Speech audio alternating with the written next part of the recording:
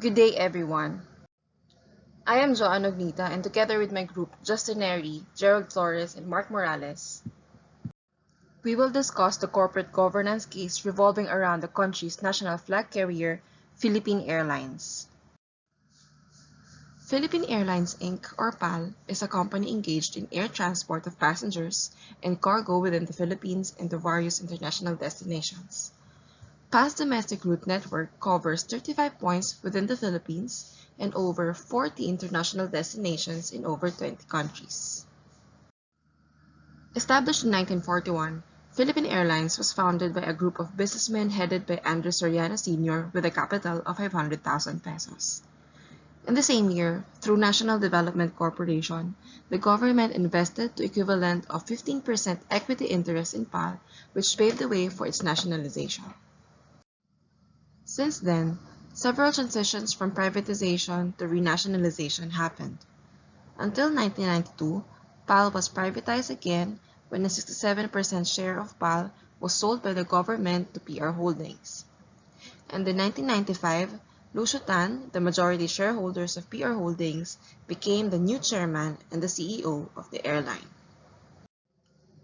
In the late 90s, Asian financial crisis struck the airline industry. PAL pulled out of most routes and drastically reduced its fleet. In 1999, a capital infusion of $200 million, equivalent to 90% stake by Chairman Lucio Tan, followed by a rehabilitation plan, was designed to return PAL to financial viability, approved by the Securities and Exchange Commission, allowed Philippine Airlines to begin the climb back to full recovery. Starting early 2000s, PAL was able to bounce back and became profitable. In 2007, 9 years after being financially crippled by the Asian financial crisis and subsequent downturns in the aviation industry, SEC ordered the release of PAL from receivership.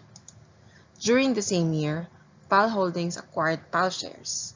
Lucio Tan Group, on the other hand, owns 97% of PAL Holdings through Trustmark Holdings, Inc. In 2012, San Miguel Corporation bought a 49% stake in Philippine Airlines for $500 million as part of a strategy to help modernize and strengthen PAL. SMC also wanted to renew its aging fleet and improve its competitiveness in Asian aviation industry. Through SMC equity investment stake in Trustmark Holdings Corp. And the latter's 85% stake of PAL through PR Holdings, SMC effectively owned 43% beneficial interests in Philippine Airlines. SMC was given management and complete control over the board, with Ramon Ang being appointed as COO and president along with other new executives. On the other hand, Lucio Tan remained to be the chairman and CEO of the company. And in 2014, Lucio Tan signed a $1.36 billion deal to buy back the 49% stake in Philippine Airlines from SMC, ending a 2-year-old alliance and regaining management control of PAL once again. Our group will take the point of view of Lucio Tan, the current chairman and chief executive officer of Philippine Airlines. The objective of the analysis is to determine the corporate governance policies needed to prevent controlling stockholders from expropriating value from the minority stockholders, an issue observable in many Philippine companies. After acquiring 49% of Trustmark Holdings, Ramon Ang was then appointed President and Chief Operating Officer of the company. As President of Philippine Airlines, Ramon Ang went on an expansion strategy that includes a $9.5 billion refleeting strategy, the expansion of PAL to Europe and North America, and acquisition of 100 new aircrafts. The expansion strategy was proven to be disastrous to the business performance of PAL. Due to the poor timing of acquiring aircrafts as compared to market growth, PAL's fleet utilization became low at just 4 hours per day compared to the ideal 16 hours per day. In addition, more pilots were needed, which resulted in higher operating costs for the company. While PAL was performing poorly due to this expansion program, San Miguel's other subsidiaries were benefiting from it. Petron Corporation, which holds a fuel supply agreement, is expected to earn more revenues from the increased demand of fuel supply. Likewise, San Miguel's leasing arm, which leases aircraft to Philippine Airlines, is expected to earn more from the acquisition of the new aircrafts. Finally, the overall expansion strategy will increase the number of bookings, which will benefit the call center contract awarded to another San Miguel subsidiary. We now look at some of the corporate governance issues in Philippine Airlines. Non-separation of ownership and management. SMC had a 43.23% beneficial interest in PAL, and Ramon Ang, appointed president of PAL, had total control of both the management and the board of PAL. However, many of SMC-affiliated companies stand to benefit from SMC's involvement with PAL operations. Due to the impaired check and balance mechanism between the board and management, Ramon Ang was able to have the questionable company strategies and material related party transactions approved by the SMC-dominated board, effectively expropriating value from the non-SMC shareholders. Lack of board and CEO oversight over major corporate decisions. Lucio Tan gave SMC management control over PAL, perhaps so that Ramon Ang could exercise his decision-making more efficiently with the view of maximizing the value of PAL. However, since Ramon Ang had a conflict of interest, it was unwise for the Lucio Tan Group to give him complete management control without any oversight mechanism in place. As chairman and CEO, Lucio Tan should have had a more active role in reviewing major strategies and transactions before these are forwarded for approval to the board. Interlocking management and directors in PAL from SMC. Lucio Tan might have hoped that the other PAL executives would serve as management control over Ramon Ang's decision. However, when Ramon Ang was appointed as PAL president, several executives and the CFO were seconded from SMC. The presence of seconded executives may have resulted in a lack of focus due to the multiple positions being held within the SMC Group and PAL Holdings Incorporated. This may have resulted in poor company decisions and conflicts which puts the PAL stockholders at a disadvantage in favor of better performance for the SMC subsidiaries. Since SMC now dominated the executive team, Ramon Ang was able to railroad his corporate strategies for PAL, even by withholding some information from the board. These three corporate governance issues we identified all point to the expropriation of the non-controlling stockholders. Thus, our team's recommendations revolve around addressing this. Taking the point of view of Lucio Tan, the current chairman and CEO of Philippine Airlines, we formed several recommendations with a specific problem in mind, that is setting up corporate governance policies that prevent the expropriation of value from the minority stockholders. Our first recommendation is to involve the CEO and the Executive Committee in reviewing corporate strategies and decisions. The Executive Committee serves as the advisor of the President and the primary liaison between PAL's Board of Directors and its management. Furthermore, the ExECom shall act on the Board's behalf between board meetings to facilitate efficient decision-making, particularly during urgent and emergency situations. As such, the Executive Committee, at a very minimum, should include the Chairman and CEO, which represents the Board, the President and CEO, which represents the management, and a strategic advisor from the airline industry who has had significant aviation experience.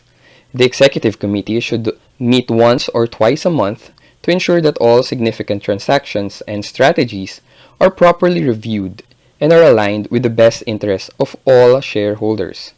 Through the regular meetings, the chairman and CEO, in this case Lucio Tan, would be forced to exercise the board's oversight function more frequently.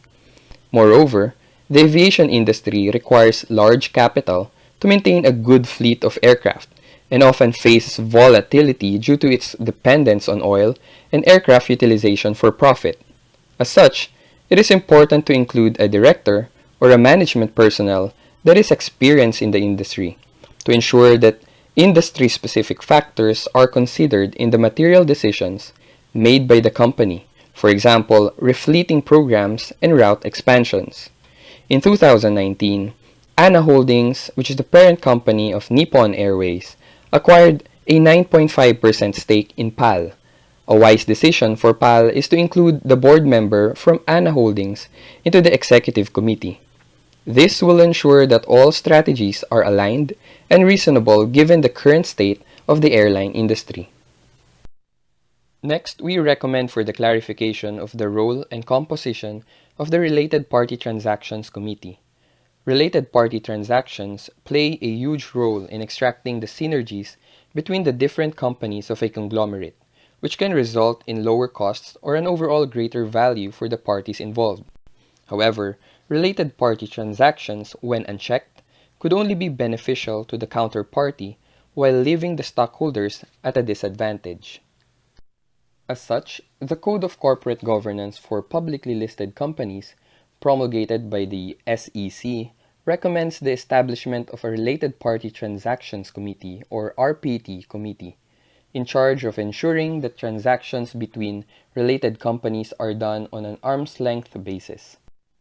Furthermore, the RPT committee shall report to the board of directors on a regular basis the status and aggregate exposures to each related party, and the total amount of exposures to all related parties as well.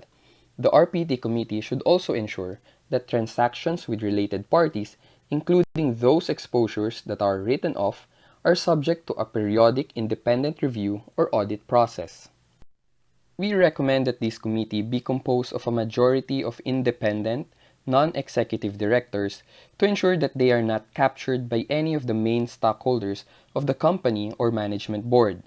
The success of this committee depends on the commitment of the members, their knowledge about the business of the company, competence in understanding the financial implications of RPTs, and their passion to really protect the interest of the minority stockholders.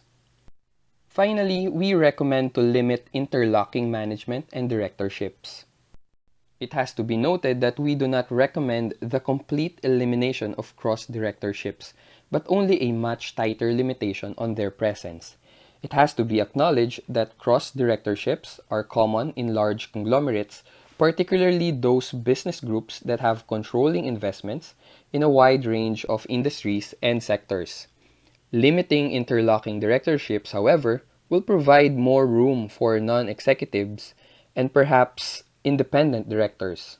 This will also help prevent future problems related to conflicts of interests when related party transactions are involved or when a financial crisis occurs in either company that the director holds. We recommend that the executive committee who appoints executives should be aided by the compensation committee, who should then ensure that vacancies due to the generous early retirement packages by Ramon Ang will not result in having to appoint executives who have conflicted priorities.